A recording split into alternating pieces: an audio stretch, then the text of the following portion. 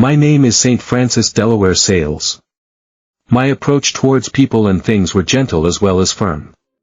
When I visited the Abbey of Talwars, I found it very lax. I talked to the monks kindly, inviting them to come back to their first fervor. But no sooner had I left them than they chased their newly appointed prior out of the place. I turned back and summoned the rebellious monks before me. I said, they could submit now, or leave. If not, I would make them leave, by force, if necessary. They submitted, and reformed. My common sense was not at all cowardly. My prudence was well known. At the same time I never lacked daring courage. Once, when I was visiting the Gex district, I found the river Rhone uncrossable. This meant either a long way round, or a short cut by road through Geneva. At the risk of being recognized and arrested, I chose the short cut. I refused to disguise myself, or take off my purple cassock. At the city gate, when they asked me for my name and occupation, I simply replied, Francis de Sales, Bishop of this diocese. Matter of fact that the guards noticed nothing, and let me through. The people of Geneva, surprised at my coolness, saluted me as I went through the town in my bishop's robes. In 1604 I received an invitation I felt I couldn't turn down. I was asked to preach the Lenten sermons at Dijon. I went to the de Sales castle to get my sermons ready. On a visit to the chapel there I fell into an ecstasy and had two visions. In the first, I saw three women, in widow's cress, offering themselves to Almighty God under His guidance. The second vision showed me a tree, with branches spreading over the mountains. Did God want me to found a religious order?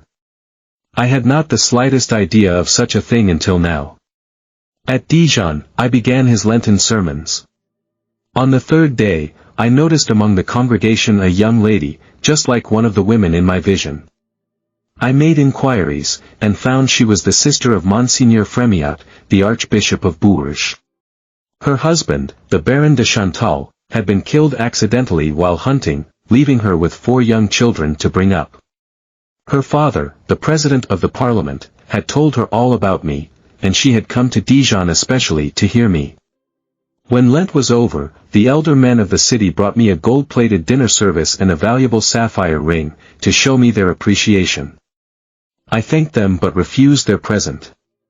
I didn't sell the word of God, I was glad to give it free. When the time came to leave Dijon, half the town came to see me off. As for Madame de Chantal, she went home. We arranged to keep in touch by letter, and she promised to follow faithfully whatever advice I gave her. As soon as I got back to his diocese, I set to work again. But now, my visitors grew in number every day, and my correspondence made ever more demands on my time. I began to write little tracts, which were copied out and passed round among my correspondents. These soon made quite a collection, so on the advice of friends, I gathered them together into a little book, Introduction to the Devout Life. It is a most attractive little book, not only because it is written so simply and with such charm, but also because of what it teaches. Anyone and everyone can become a saint. I followed it up by another book, more learned, much deeper, The Love of God. These two books between them made my reputation grow even more. The non-Catholic King of England, James I, spoke most highly of me. The Pope wanted to make me a cardinal. And, once again, the King of France tried to get me to Paris. Such a waste, so great a bishop in such a little corner. All I wanted was to be left in peace, where God had put me, as Bishop of Geneva. Since my stay at Dijon, I have been thinking more and more of starting a religious order for people in delicate or poor health. Such an order could do a lot of good work, visiting the sick, for instance, if the rule were made easy so that all could follow it. But this was a revolution. Up to now, religious orders had been strictly enclosed, living by strict rules. While I was still hesitating, a young serving girl came to me to confession one day. After her confession she told me that she wanted to be a nun. Where? I asked. The order you are going to begin, my lord. All this time, Madame de Chantal still lived in Burgundy, and I used to send her good spiritual advice. how her life had changed a lot. At last, I thought the time had come to try out my ideas with Jane de Chantal. We met on June 4, 1607, in the very chapel where I received my vision. I was convinced of her complete humility, her readiness for anything. Then I told her about the new order I was going to found. As soon as she returned home, Madame de Chantal told her family what she was going to do. She had seen to their future. Her teenage son would stay in Burgundy with his grandfather, the 3 girls would come with her. But, at the last minute, the 15-year-old boy tried everything he could to stop her going. He knelt in front of her, then threw himself down across the doorway. Madame de Chantal couldn't hold back her tears, but neither could she hold back from Jesus' call. She had done her duty, done everything possible for her son's upbringing and future. So she stepped across the doorway, over her son, and out. A house had been found for the new convent. It was called the Gallery, because part of it was a bridge over the lakeside road. There, on June 7th, I said the first Mass in the little chapel. Many of our friends came, and the 3 novices were there, dressed all in black except for a small white collar. I told a friend afterwards, I must say, our good ladies didn't pick a very elegant style for themselves. New order, new habit. It took me nearly a month to find a new name. Then, on July 1st, I decided. The Visitation of Holy Mary would do nicely. It would bring in the sort of work they would do, as well as the idea of Mother Mary's protection. Their coat of arms was a heart pierced by 2 arrows and surrounded by a crown of thorns. This was to show that their hearts were to be penetrated with love for God and their neighbor, and their lives were to be surrounded by mortification. And now, nearly every day I could be seen at the gallery arranging the business of the order or just talking to his dear daughters. These little talks became something of a classic. The sisters would sit round him, in the gallery, or outside if it were fine, looking out over the lake and mountains. And I would sit down also, and talk to them very simply about God and the things of God, calling on my personal reminiscences, telling them also the news, teaching them, teasing them, and training them, all very simple and happy.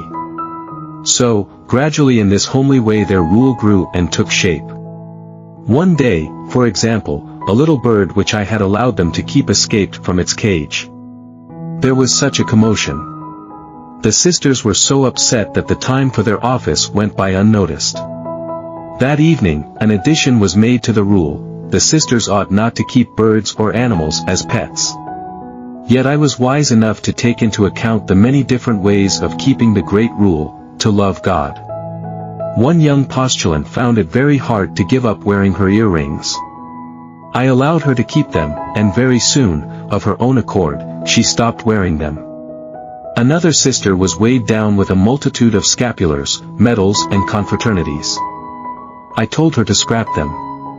Afterwards, she couldn't thank me enough for freeing her from things which, although good, had distracted her from loving God. The sisters took it in turns, each month, to go out in twos and visit the sick, the aged, the lonely. The people quickly came to know these sisters, going about their work, veils lowered as they pawed through the town, and as quickly they gave wholehearted approval to their good work. More and more vocations came in. They would soon need a new house. Through the order counted 4 houses: Annecy, Moulins, Lyons and Grenoble.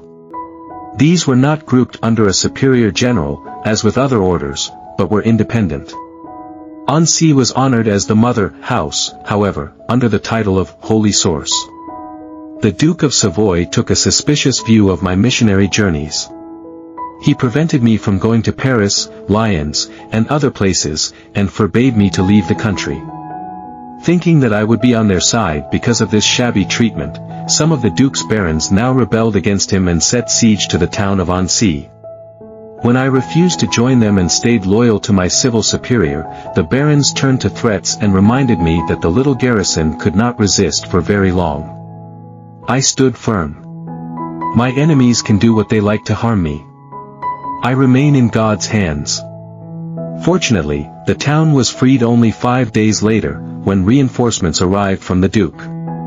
Such loyalty at a critical moment so impressed the Duke that he stopped his silly suspicion of me and lifted the veto. So I was able to accept the invitation of the President of the Grenoble Parliament to preach the Lent and Advent sermons in that city. In fact, I preached these sermons for 2 years running, in 1617 and 1618. On the morning I was due to leave to Grenoble to preach the Advent sermons, someone came running to tell me that a neighbor's little girl had been found dead in bed. I sent a servant to ask the parents to offer their child to Mother Mary, while I myself went into the chapel to pray. When the servant got there, he found an overjoyed mother and a little girl who had just come back to life. "The Holy Father of Geneva came and blessed me and made me better," she was saying. After hearing this, I offered a Thanksgiving Mass in honor of Our Lady of Pity, and then hurried on my journey. Once again, the Marshal de Lesdiguières listened carefully to what I was saying. He was won over by the Advent sermons, and, when they came to an end, he publicly announced his conversion. The young Cardinal of Savoy, brother to the Duke, was just then off to Paris to arrange the wedding of the Duke's son. I was asked to go with him. We went by road and river, a long journey, and to break the monotony of the traveling, took turns at the oars. Once we were at Paris, we got a great welcome. People remembered the sermons I preached 16 years before, and they had heard much about me since my last visit to Paris. I accepted an invitation to preach for the feast of St. Martin, November 11, 1618, only a few days after my arrival. The church was so packed for this first sermon that I had to climb through a window to get to the pulpit. I guessed, however, that some had come only to have their ears tickled by fine flowery phrases, so I deliberately kept it simple, and quietly told them the story of St. Martin's life. Those who simply wanted to hear one saint describe another went off highly delighted. The ordinary folk flocked to my preaching, and was often 3 or 4 times a day.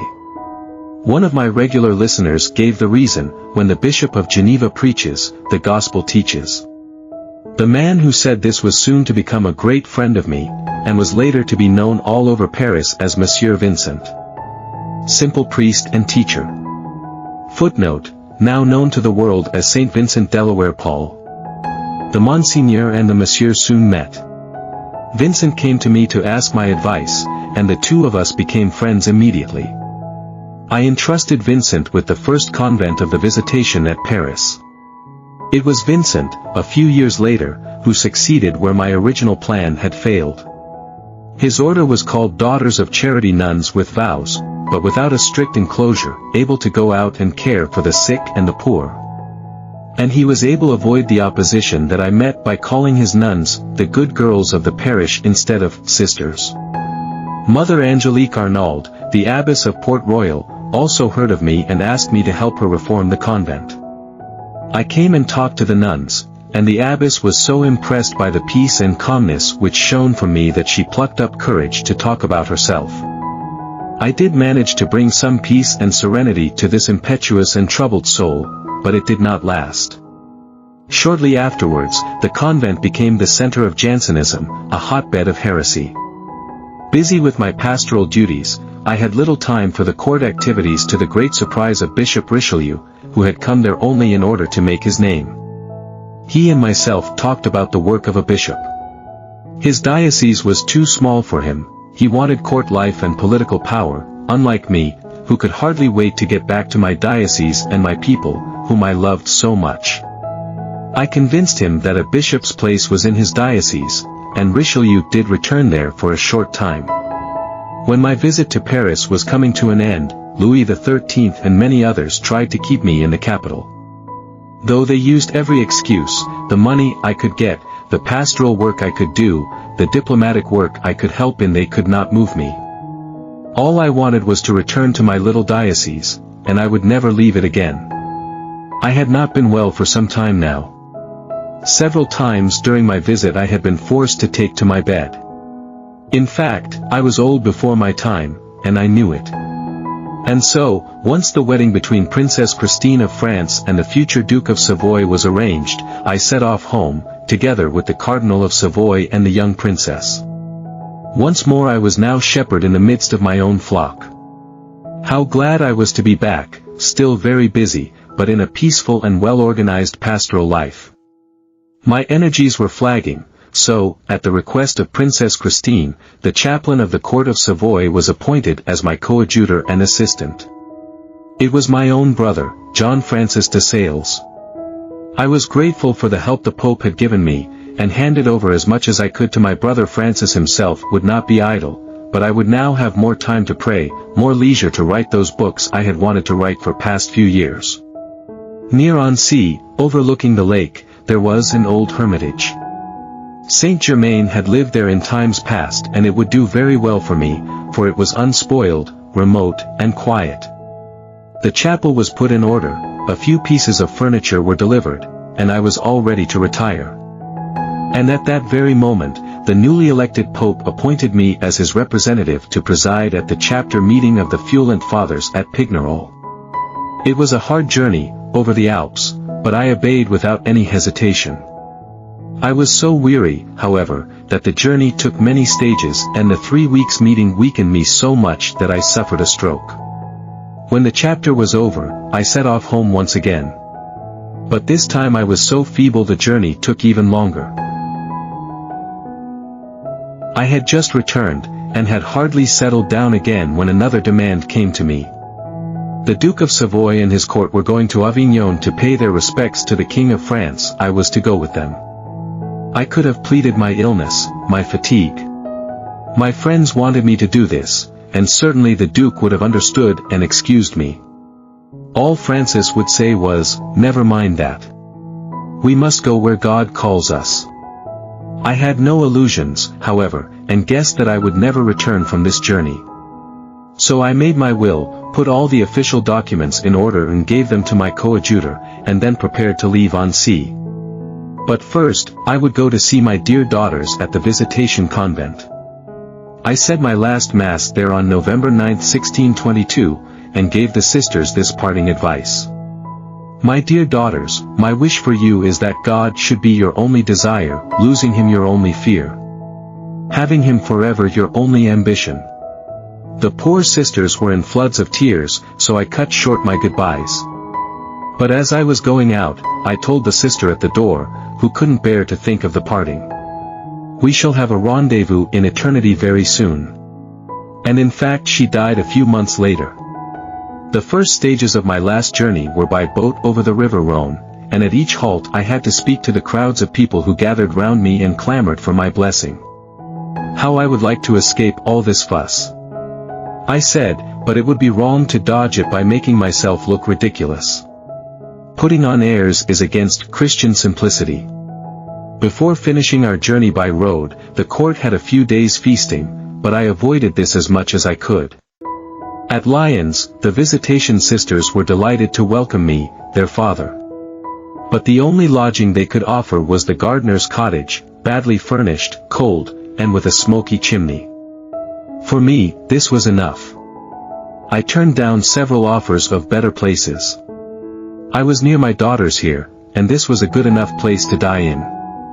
For a month, this was my official residence. By day, I received visitors and joined in the court activities, cutting short my night's rest so as to catch up on my prayers.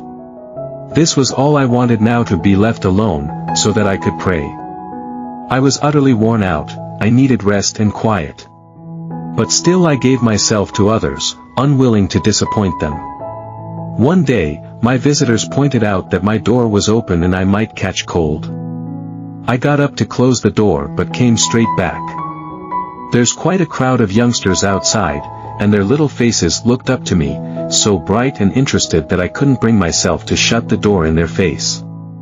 Myself and Mother de Chantal hadn't seen each other for 2 years, so I arranged a meeting with her while I was at Lyons. Although she dearly wanted to talk to me about her soul, her spiritual progress, I asked her to make a sacrifice of this. Instead, we devoted all the time to discussing the affairs of the Visitation Order. I knew what I was asking, this was probably our last chance to talk together. And so it turned out. We never met again. One of my visitors in these last days was a Madame Ollier. She was very worried about her son, a real daredevil. His latest trick had been to jump from the third floor down to another roof to catch a little bird. What was she to do? I told her, keep smiling. Keep patient. God is getting this child ready for great service in the church. Many years later, it was Father Ollier who opened the first seminary in France, the now famous St. Sulpice. The king in his court left Lyons finally on December 26th, so I was now able to pack, ready to leave the next day. My daughters gathered round me once more for their last heart-to-heart talk. To one sister who asked for a slogan they could always remember, I replied, "It's what I've said before, and I can't find anything better to say now. You'll find everything in that little phrase, ask for nothing, refuse nothing." When I went to see the novices I was given pen and paper. Without a word, I took the pen and wrote 3 times the one word only: humility. I went back to my little room and sat down to write a few letters. But I was no sooner up from my chair than I toppled over. They called a doctor. It was a stroke, a clot of blood on the brain. The only treatment in those days was to bleed and cauterize the affected part so drastic that they asked me if I could stand it. Let the doctor do what he thinks is right. 3 times the branding iron was applied, and the poor patient could only groan, "Jesus. Mary." From here a third person. Then peacefully he died, in the evening of December 28th. And now the honors began. His body was brought back in triumph to Annecy, where it now rests in the Visitation Chapel, near his dear daughters. Only 40 years later, in 1665, Pope Alexander VII declared Francis de Sales a saint of the Church. Another pope called him the most wise director of souls. Pius IX nominated him the patron saint of journalists and writers. But when you look down from the heights of Annecy over the enchanting lake, when you see the crowd still flocking to him, you remember best those words of another saint, Francis. It was his claim that true devotion spoils nothing, perfects everything. And it was this devotion that made a haughty and hasty-tempered nobleman become the humble, lovable and gentleman we all know. He could feel anger bubbling in the brain like water boiling in a kettle. His love for God and for souls turned him into a model of patience and kindness. The master of fine arts and courtesy, the lover of everything human, thus became the man most like the Son of God when he lived on earth. This was St. Vincent Delaware Paul's summing up of Francis, his friend.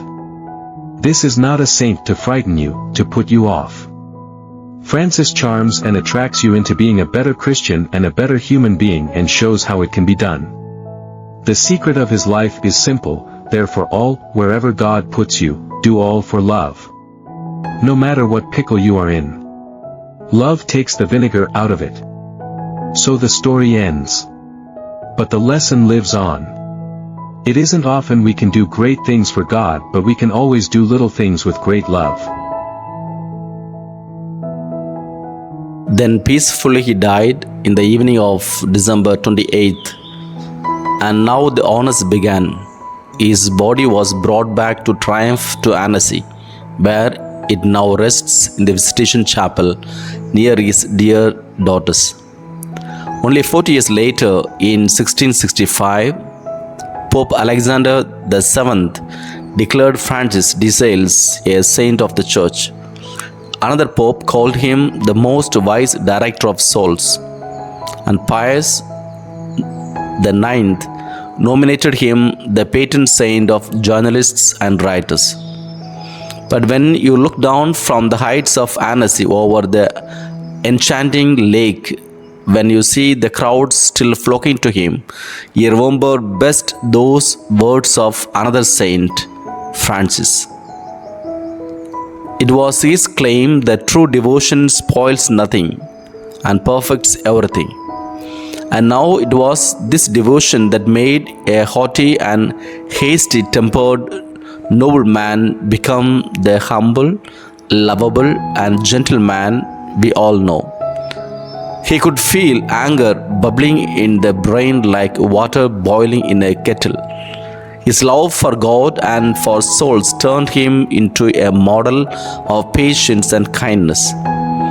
The master of fine arts and courtesy, the lover of everything human, thus became the man most like the Son of God when he lived on earth.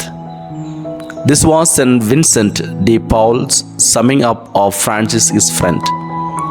This is not a saint of frightened you, to put you off, charms and attracts you into being a better Christian and a better human being, and shows how it can be done. The secret of his life is simple: there for all, wherever God puts you, do all for love. No matter what pickle you are in, love takes the vinegar out of it. So the story ends, but the lessons lives on. It is not often we can do great things for God, but we can always do little things with great love.